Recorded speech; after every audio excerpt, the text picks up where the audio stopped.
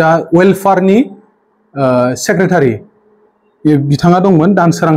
सार MP रायजो सभानि ओमफ्राय इउजि ब्रह्म सार केबिनेट मिनिस्टार दंमोन सीएम सार प्रमद बर' सार दंमोन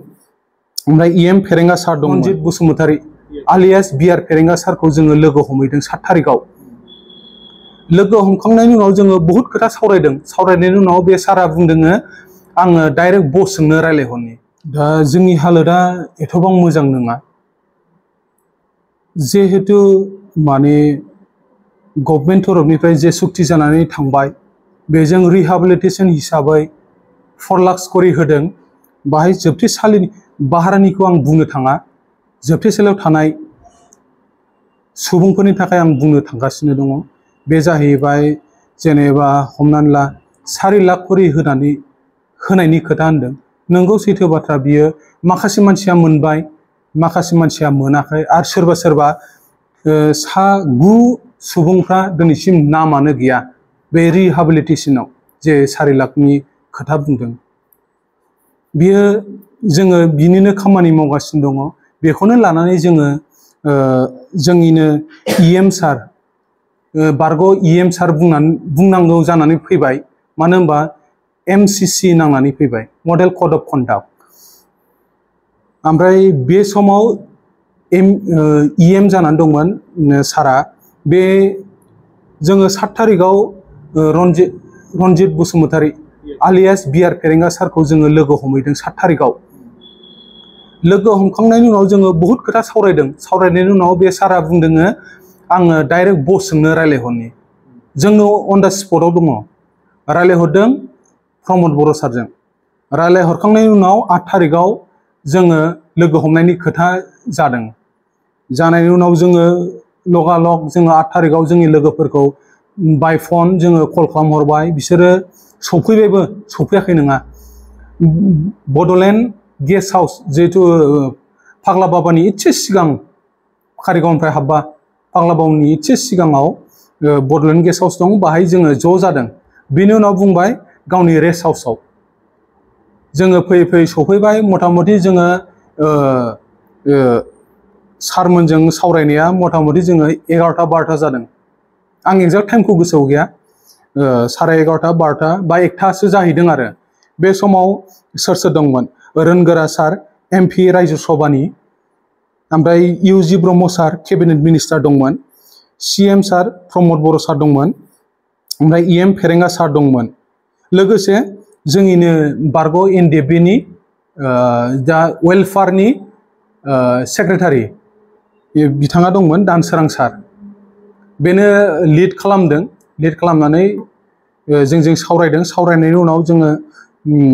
जोंखौ वेलकाम खालामदों बिसोरो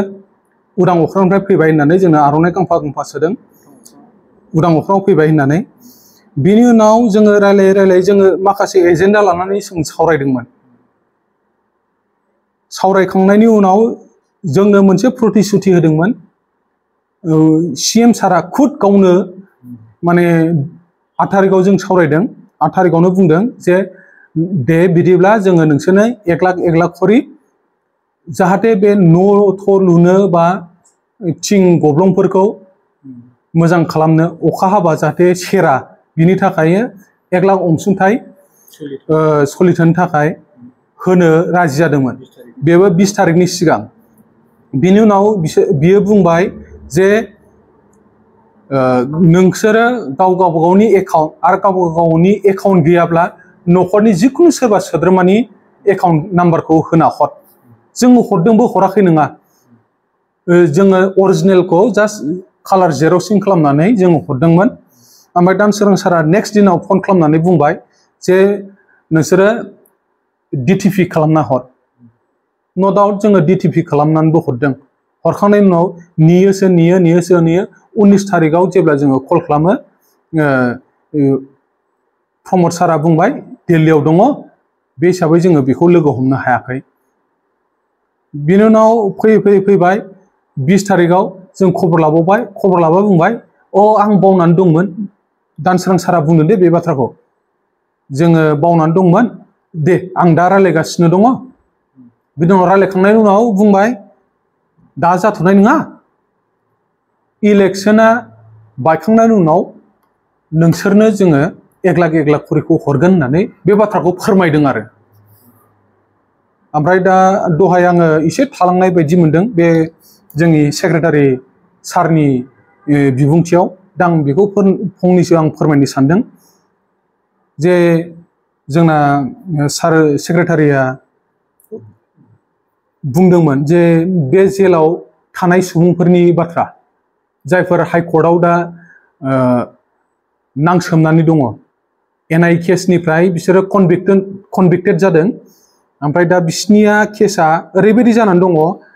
दा 16 तारिखआव सेप्तेम्बर 16 तारिखआव हियारिं दङ